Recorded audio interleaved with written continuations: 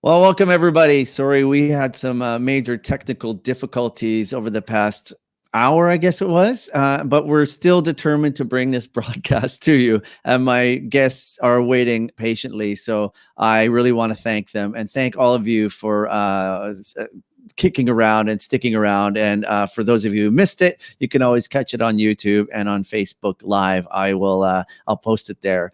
But yes, so welcome to Around the World with Duff McDonald. That's me. And so I am your host. This is episode number 5, and it's May 21st, 2020. It's May, you guys. Wow. How many months has this been? We've been locked up indoors. It's kind of crazy, but I don't know about you, but I'm kind of getting used to it. It's starting to sort of like get under my skin per se. So welcome to those of you just joining the program. If you've never seen the show before, I'm just chatting with people from every corner of the planet. And I just decided to start this to gain a perspective on people's lives, wherever they may be living. We've visited some great countries already. We've talked to some wonderful people in Thailand and Nashville, Tennessee, and we've got some awesome guests coming up. And I just wanted to, visit people and find out their personal situations and their day-to-day life, and just check in with everyone so that we can all gather our information together. And the media seems to spin things, and we don't know if we're supposed to wear a mask or not wear a mask, or supposed to disinfect it or not. It's insane. So let's all sort of gather together as a people and gather our own opinions from people on the ground. And that's what this is all about. So so we're going Tuesdays. Hold on here. I got to get my graphics team to help me out. Tuesdays, Thursdays, and Saturdays. I'm going to try and do 1 p.m. every day, but it's kind of difficult with people in different countries. So scheduling things, some people are a day ahead, which actually works out, because if it's 8 a.m. here, it's 8 p.m. in some countries. So that kind of works out. It's easier for my brain to sort of process. But what's coming up?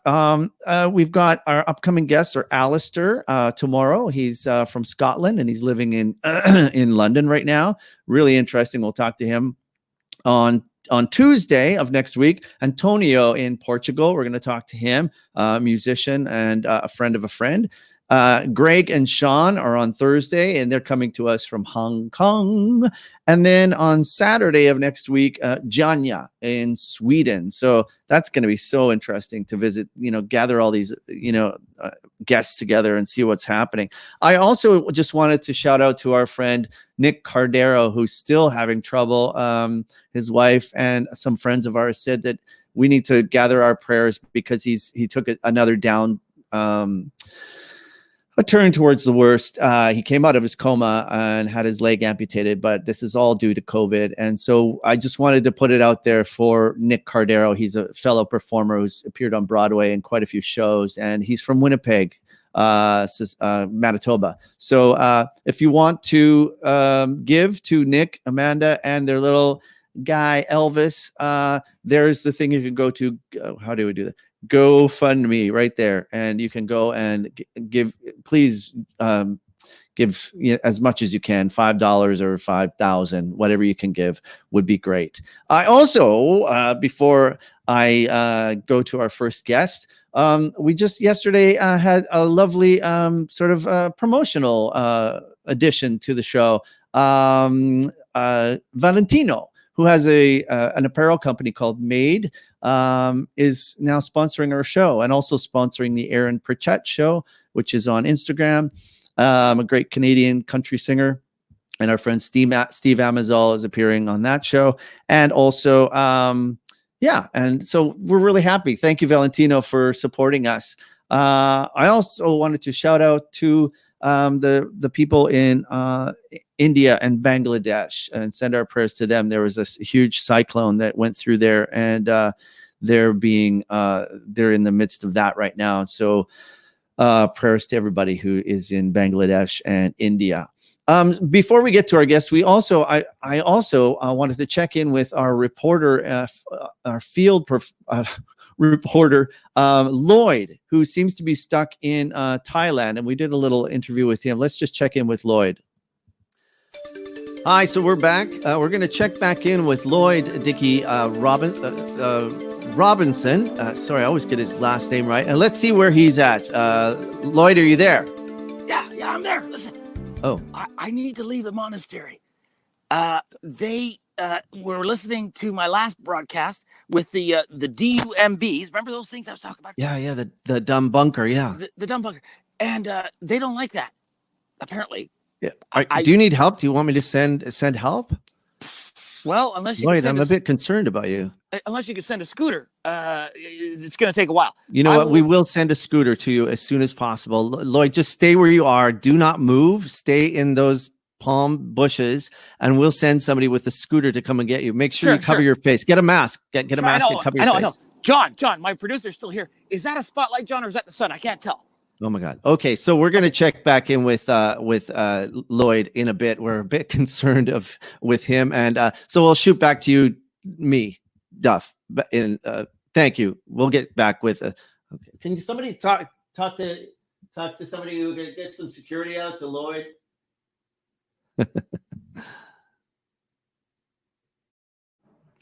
Yeah, we're a bit concerned about Lloyd in Thailand. So he's going to make his way to England. In the meantime, he made it to Vietnam, but we're not in Vietnam. So that was really a mistake on our part, sending him over there, and then he got caught up in Thailand. So he's on his way now to England. We'll check up with him when he arrives in England. Hopefully, he didn't go to Scotland. So without further ado, I'm going to bring in my special guest. She's been very patiently waiting, and Greg, her husband, and everybody else who's watching, thank you so much. I'm going to bring in my guest, Samantha May Weisberg. Samantha, are you there? Hi. Aha. Hello. Yay! Oh, thank you. We did it. Thank you so much for waiting. No worries. I really appreciate it. How are things going there? You're hunkered down, I guess, and you're in Los Angeles, right? I'm in Los Angeles. We didn't expect to be. We live in Vietnam, and yes, right. Just some crazy circumstances. We ended up in California, and we just can't get back. Although I don't know how you got Lloyd apparently to Vietnam, because there's no way to get to Vietnam these days. So I don't know what Lloyd's doing that I'm not doing, but I think he took a boat. I think he took a ship or something. Yeah. He might have rode there. I'm not sure, but he's literally he's crafting that one. Yeah. So we're connected through our good friend Chad, who's probably going to watch this at some point. He's sitting in Nashville awaiting the live broadcast, and unfortunately we couldn't go live. So how do you know Chad? And Chad I met in Los Angeles with my good friend Don Ackerman. So I'm just interested how you guys Chad was my neighbor, and he was lovely, and we in lived Silver across Lake. the street. No, in the Valley. We were in the Valley. in North Hollywood. Gotcha. And we just, we were right across the street from each other, and we ended up hanging out, and he made it to many of our barbecues and parties and holidays, and just a lovely, lovely guy. And we moved out of that house about the same time that he moved to Nashville. So right. Oh, he's a great guy. I'm so glad to have befriended him, and I hiked up into the hills there. Now, are people I'm interested actually in the Los Angeles area to start with. I guess people, it's such an active place with the beach, right? And the hills. Whenever I go there, I'm actually hiking up into Runyon Canyon. So have you guys been able to do that? Are people doing that? You can go on some hikes, but LA has really been diligently shut down. There has just been nothing going on. Really? The streets have been empty. The beaches you're not allowed to go on the beaches. So could you go for little hikes here and there? Yes. But all in all, it's been a ghost town for sure. Right. Yeah. Gavin Newsom was on this very early, and the mayor, they have been very proactive with this whole situation. And because of it, they were able to get ahead of it. Right. Yeah. Well, that's great, actually, because there are some places, well, actually, like Toronto, where I am, they started to ease up. And actually, the rate of cases went up, Right. shot up again. So Go figure. go Go figure. figure. It's not, it's not rocket science, people. You just It have is to, science, though, and you have to believe the science. yes, So please maybe nothing to do believe. with rockets, but infectious disease, it is a science. So Yeah, don't believe the figure. politicians, because they all want us to go back, right? They want their economy to shoot back up again. But we, it's a twofold thing, or tenfold. We're gonna screw ourselves by doing that. It's just gonna get worse. I mean, we not learned our lessons, right?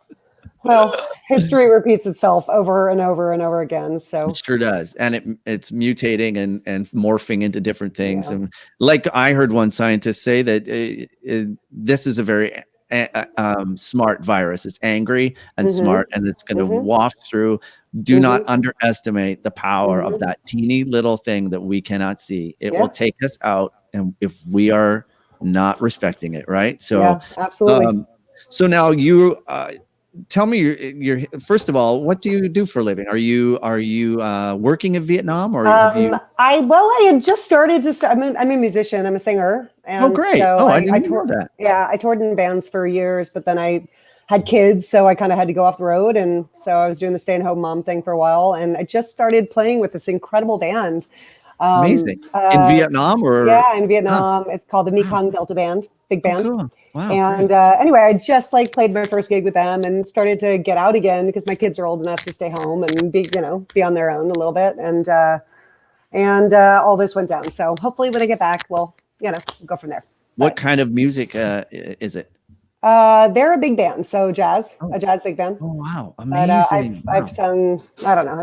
I toured in a funk and soul band. I toured with Isaac Hayes for years, so that was kind of right out of college and like a decade, and but sort of all different styles. Yeah. And did you play in hotels, or were you about to play in hotels, or live events, or? You mean in Vietnam? Yeah. They play a regular gig. It's crazy. So Vietnam, we had just moved there, and I was walking like around the corner from our house, and I heard some amazing jazz and a whole brass section, and popped my head in, and there was a big band of like 20 some plus players playing at a little bar restaurant around the corner from me. And I'm like, oh my God. I mean, like, you can't find those in Los Angeles, much less, and so very cool. So shout out to them. Yes. What is the name of the band? Just so the Mekong Delta Big Band. Mekong?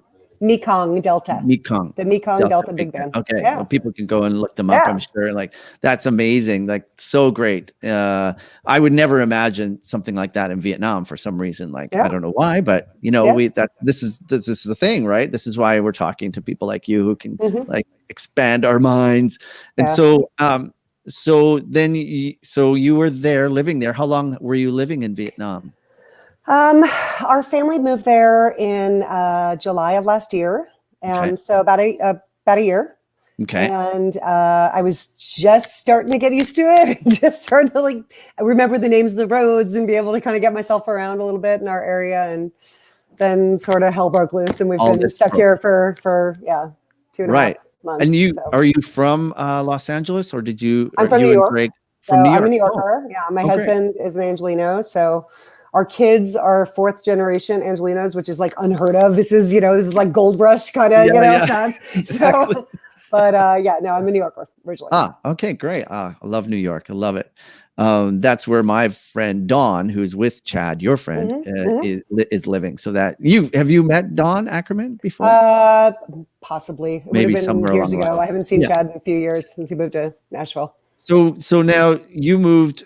So then all this broke loose, and then what happened after how did you end up in Los Angeles again? Okay, so our story is like our COVID story is, it's a bit unique. I mean, ultimately the end of the story is the positive that we still have everyone in our family and people are healthy. And so that's we are so much luckier than so many other people. And that's, the best of the news. But my husband and I got a call in March, at the beginning of March, it was about March 5th, 6th, from his family that his mother was on her deathbed, and that if we wanted to be able to say goodbye, to come to come to LA immediately.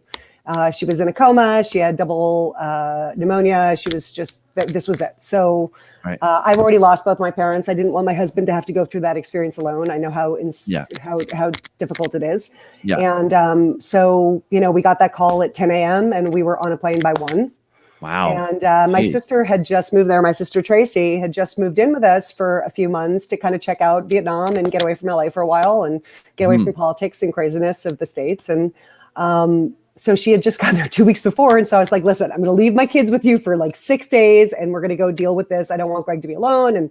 And so you have 2 kids, right? Two boys, Wolf and Gus. Wolf is 11 and Gus is, we missed his birthday because we were here, but he's now 9. He's now happy 9. Birthday.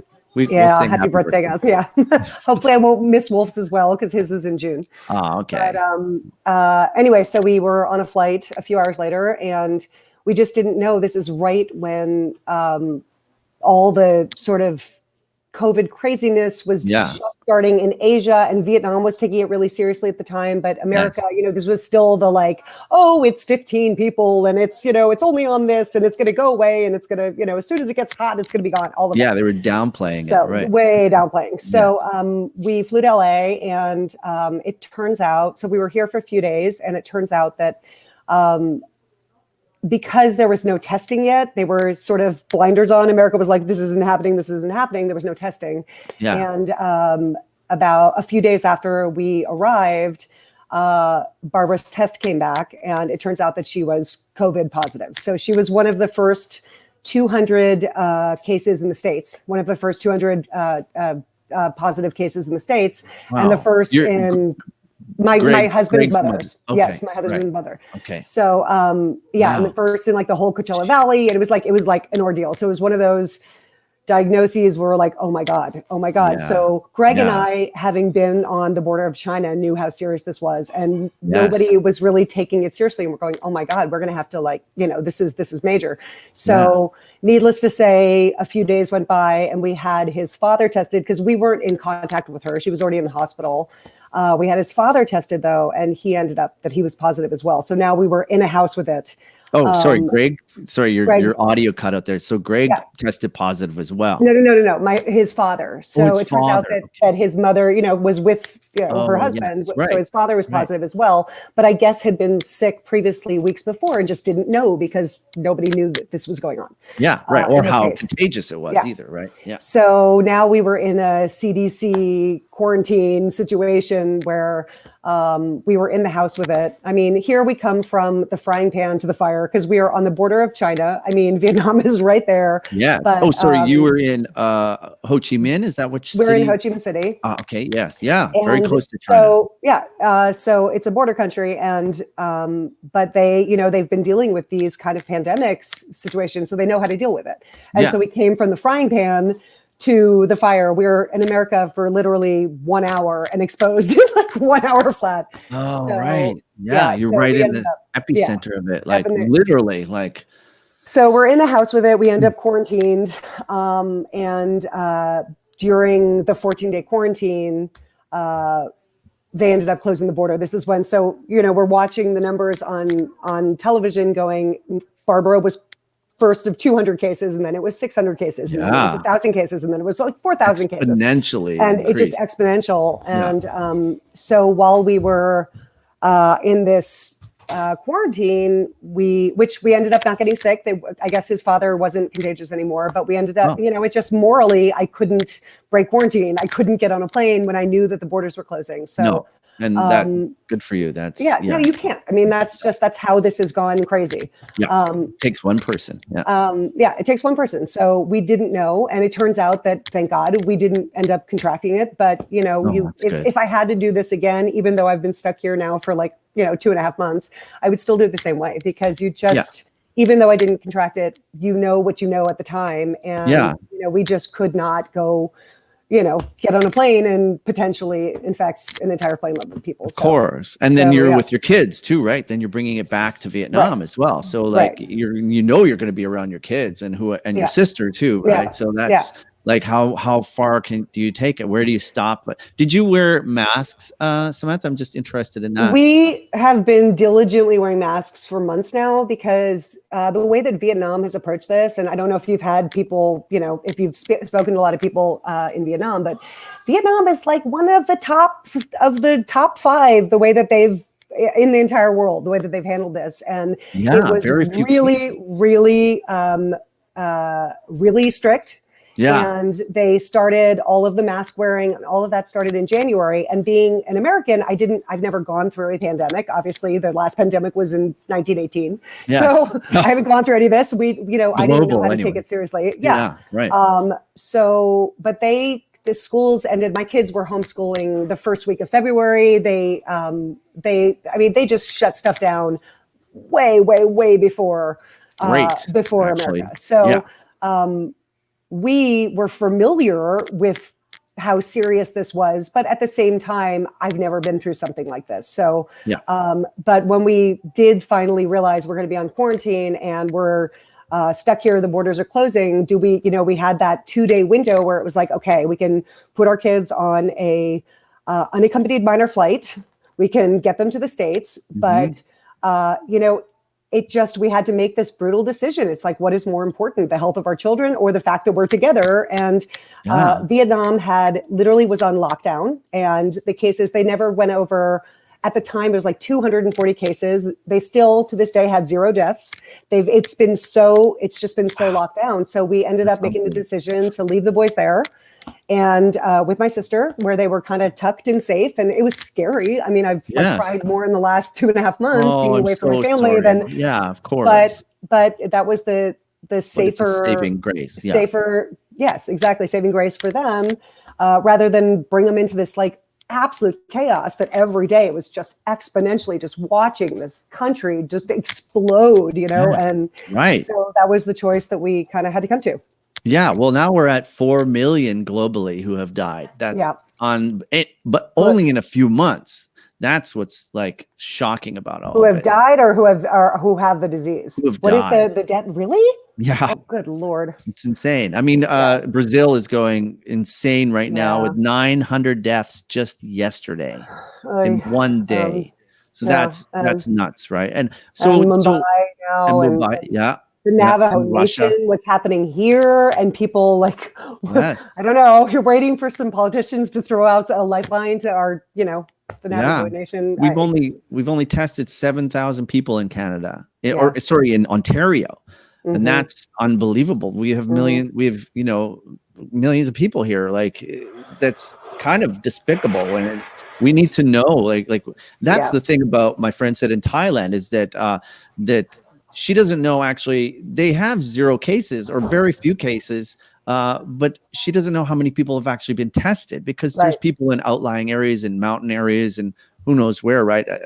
They're obviously not being tested. And they're traveling down into the town. So did they lock people up in Vietnam and Ho Chi Minh like they did in Wuhan, where you'd have to have a sheet of paper to leave your apartment? And I ended up missing because we were stuck here when it really got serious, where, I mean, all of my expat friends, my sister, my family didn't even want to leave the house because if you were, let's say you could be arrested without a mask. So that was just a non sequitur. Like you would be not arrested, but picked up by the police and put in a quarantine situation for 2 weeks. So that's a different country, right? Yeah, people were scared to even leave the house unless you specifically were going to the grocery store and coming home.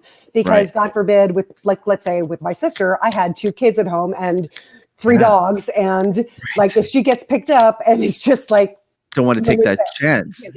So it was pretty scary. But while we were still there, it was just like everybody was wearing masks.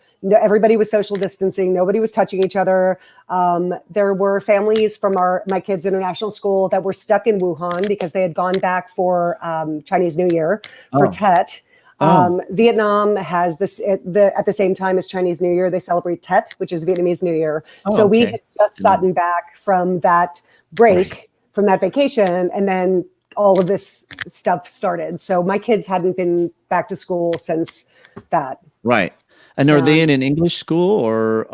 They're in an international school, so it's I think okay. it's that's good. an American curriculum, but yeah, it's amazing. There's like 45 countries represented at the school, and it's wonderful. And what is I'm sorry, my ignorance, but what is the language of Vietnam? It's just Vietnamese? Vietnamese, yeah. Oh, okay. And do you speak any of that, or you or Greg? I would love to say that I speak more than like 8 words, but I would be lying.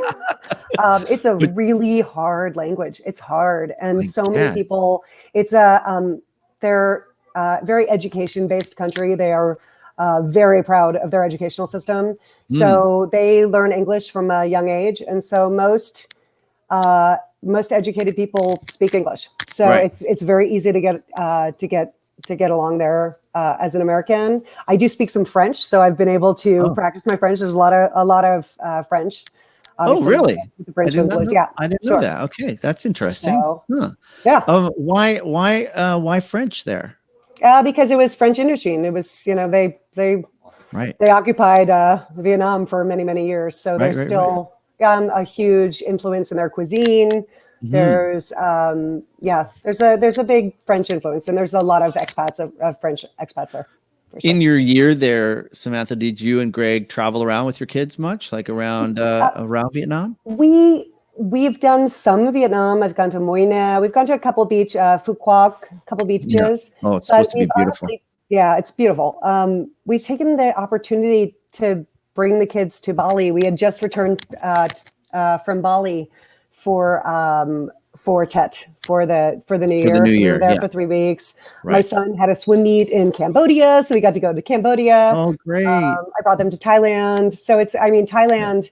It's a 1 hour flight, door to door. Is that it? Oh, okay. Yeah. From Ho Chi Minh to Phuket. So they've been able to do a bit of Southeast Asia, but I think when we get back, we're going to stay within Vietnam for a while because the border situation's crazy. Yeah, I can imagine. And so, is there any outlook for you to get back there? Is there any possibility? Do you have any, I know my friend can't get out of Thailand. She's stuck there and for months.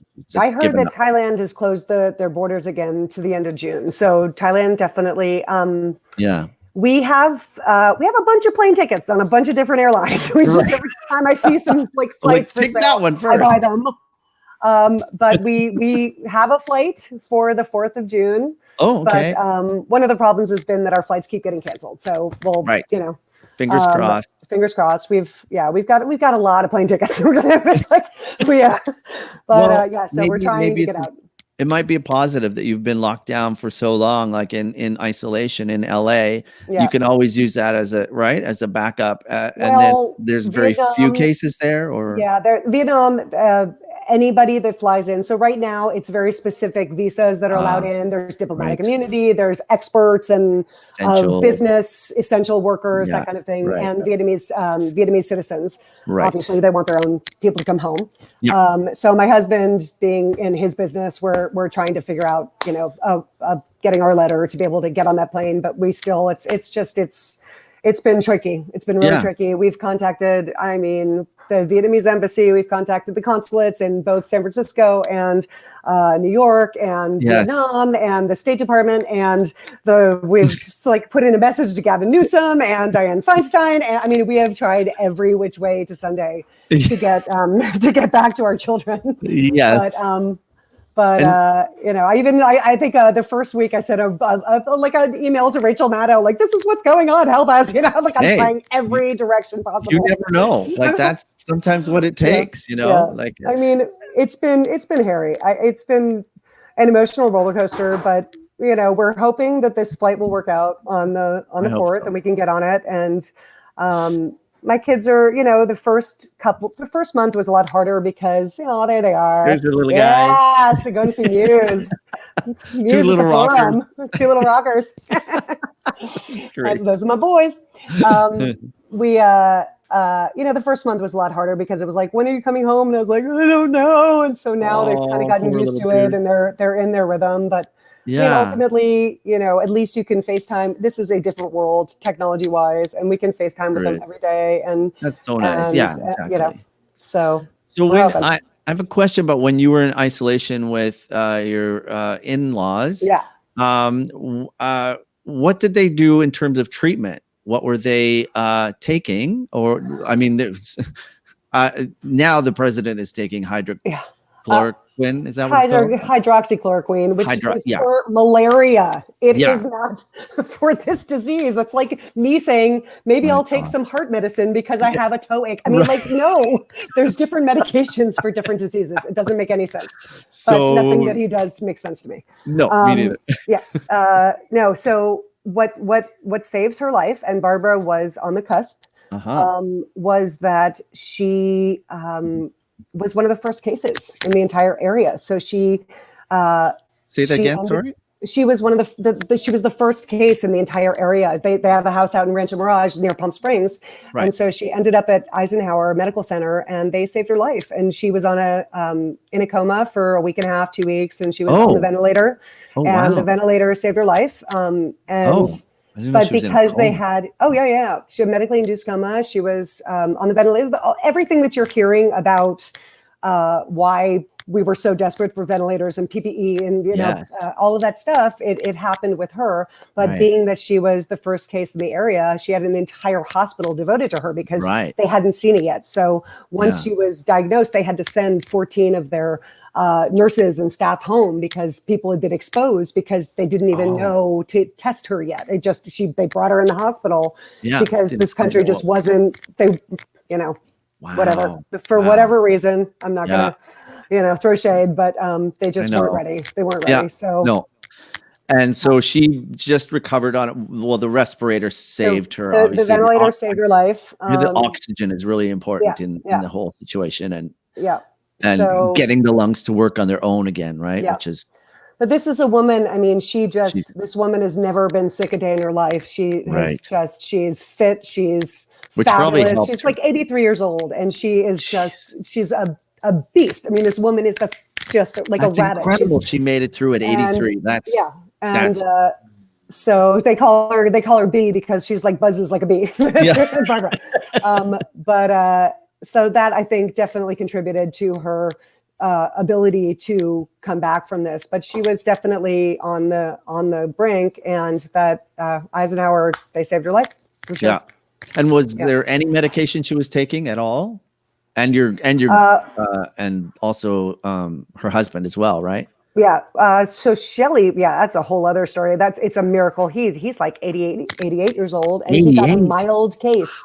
He got a mild case. He was sick for like a few days, apparently. So they didn't even know, and we wouldn't have even tested him, except that my husband and his two siblings, Michael and Tammy, and we were in a house with him, and we're all starting to freak out, like, oh my God. And so we were taking his temperature every minute of the day. And so we finally had to call the hospital because there was no testing anywhere at this time. Right. And we're like, listen, he's showing a fever. He's coughing a little. Like, we had to basically kind of fake it to make it. Yeah.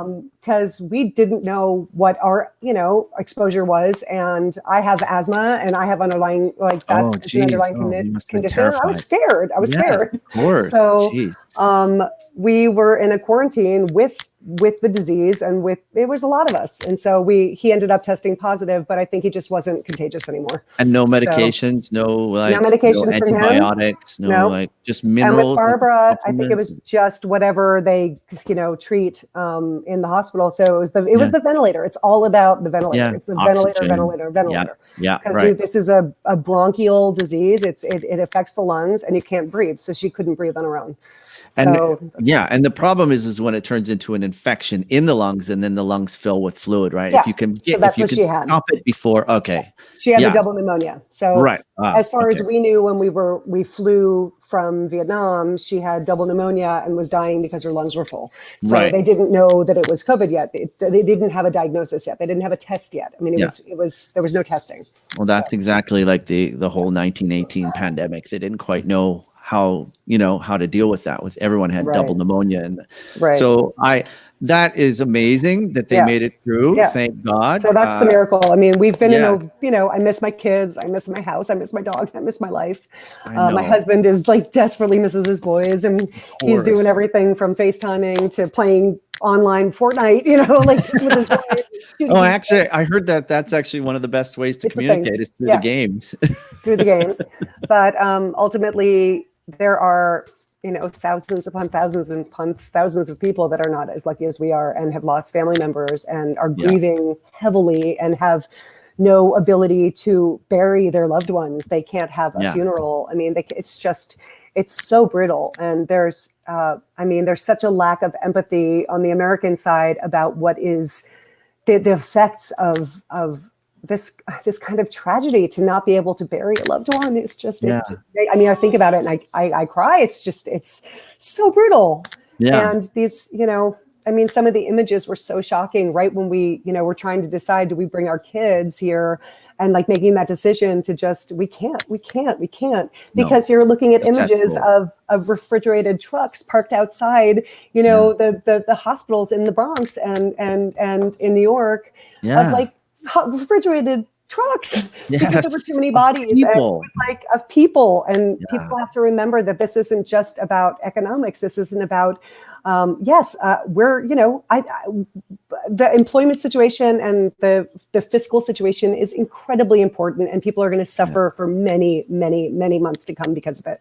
But ultimately, these are people's lives and their families and their grandmothers and their grandfathers and their kids and their brothers and sisters, and that's the most important of all of this. So we are the luckiest. We're you've got good DNA, because that's what it's about, is actually attacking the DNA and the RNA. And so that's like a gene, blessing for you guys, that someone who's 88 years old can make it through it. So that's, I wish you guys the best. I thank you so much for telling your story. It's really important for everyone to hear that there are still people out there like yourselves who are still in sort of a suspended animation, waiting for everything to, and are apart from their loved ones. And it's interesting on that fact, just to kind of chime in. I had been interviewed for Eyewitness News in New York, because being a New Yorker. And so it ended up airing on the news in New York, this story, and how we were separated from our kids and desperately trying to get back and whatever. And so apparently like that, I posted it on my Facebook, but I only, my Facebook is like my friends. Like, I'm not public, I don't, people like me, but like, I'm not an influencer. But apparently like that clip sort of started going viral a little, because there are so many people all over the world in the same situation. Like my husband and I have been separated from our kids from Vietnam, but there are people all over the world that are in the same situation, separated from loved ones, from family members. And so a friend of ours texted me and said, "Oh my God, you're not gonna believe this. A friend just emailed me this link to this Eyewitness News thing about a family who's been separated from their kids and desperately trying to get back." And I click on the link, and she's in Costa Rica. And she's like, lives in Costa Rica, and this woman was trying to get back to Costa Rica to her family. And she's like, I click on the link and like, oh my God, these are my friends. I know them. It's because there's so many people. So apparently it just started going like, it was a moment where, you can say, oh my God, there's other people like me, and I'm not the only one. And that's one reason I brought up Nick Cordero, because it's affecting his whole family. He's got a new kid. He's got his wife. They just got married not long ago. Just moved to LA. Sorry to hear that. Yeah, it's very sad, but people forget we're not going back to normal, my friends. Like we're not. There are not normal people like yourselves are still out there struggling, and and then add natural disasters on top of that. That are happening and. In Michigan, with the flooding now, and it just with the cyclones and the locusts in Africa. If I was a religious person, I would have, it's a little apocalyptic. What's the word? Apocalyptic, apocalyptic. Murder hornets between the, what's next, but. Well, I really appreciate you taking the time to do this and tell people your story. And I'm going to try and get this out there as much as possible. And maybe somehow some miracle will happen, and someone will dingle a little plane ticket to you guys, and we'll just put it out there. We have the tickets. I don't need a ticket. I've got literally tickets on like 4 airlines. I just have to be able to use them. We just need the big I've got tickets for days. The green light. Yeah, exactly. Sure. Well, cash those in. Thanks so much, Samantha. And Greg, is Greg there? Yeah, Greg is here. Pop in, say hi. Greg, come say hi. This is my husband, Greg. Hello, Greg. Hello. You are both warriors. Thank you so much for coming on. The warriors are the healthcare workers. We're just stuck in, as you said, suspended animation. But the warriors are are the healthcare workers. You're right. For And sure. we're going to put a shout out to them. And thank you guys for coming on as well. And we wish you all the best. Thank you, and we'll say Dove. hi to Chad out there for Hi, connecting us. Chad. And I hope you guys have a safe journey back to your kids and back to Vietnam. And maybe Thank we'll you. tune in with you once you hit Vietnam. Yeah, I would be happy to check in with you. Once we get there, that's one thing that Vietnam's doing differently is once you arrive, any arrival, you have to go into a 2-week automatic quarantine in a government facility. So even if Greg and I do get out on the 4th, where we arrive on, let's say, the 5th or 6th, depending on what time the flight is, and then you go automatically for 14 days. So we won't even see our kids till the end of June. And then an additional 14 days at home. And then an additional 14 days at home. That's really right. So yeah, we're in this until July. Oh wow. Well, maybe we can actually get your kids on here with you, and we'll do a double thing, and you guys can talk and hang out. Well, that is the best we can That's do. what's been the savior. Thank God for technology. Thank God for technology. All right, you guys. Well, stay safe. Pleasure. Wear a mask. Wash your hands. Everybody. I've been wearing a mask everywhere, and I would be wearing one just to support the cause on this. But I am, I haven't left the house. Me too. From the very get-go, I think that's really important, and I think everybody needs to know that. Like, we need to protect each other, protect the healthcare workers, and ourselves. So, peace to you guys. Thank you so much. Have a great day. Enjoy the sun of California. Yeah, well, yeah, from inside the house on quarantine. I can see it through the window. All right. Take care, you guys. Take care. Bye, nice Greg. to talk to you. Thank you, too.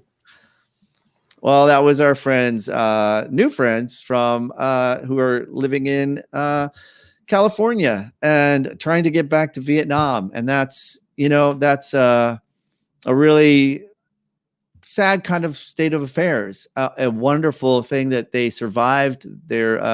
Greg's parents survived, especially at that age, survived COVID, is a real miracle. And it definitely has to do with your environment, your DNA, your RNA, and wearing a mask. We've just had firsthand experience that from the get-go in these countries, people are wearing masks. So please, everybody, wear a mask. Wash your hands, social distance. It's not over, and people are suffering everywhere. And we want everyone to get home. If we don't do our due diligence, people like Samantha and Greg can't get back to their kids. Everything just keeps getting pushed, and it's like a domino effect. So we really appreciate you tuning in, everybody. Please keep in touch. Be good to yourselves. And we want to thank our friends Samantha and Greg for contributing. And also, I want to do a shout out to Galen Johnson, who did the opening credits. We're not able. Well, actually, we're going to play it now. So we were just scared. Sorry for all of our technical difficulties this morning. But take care, everybody. Wear a mask.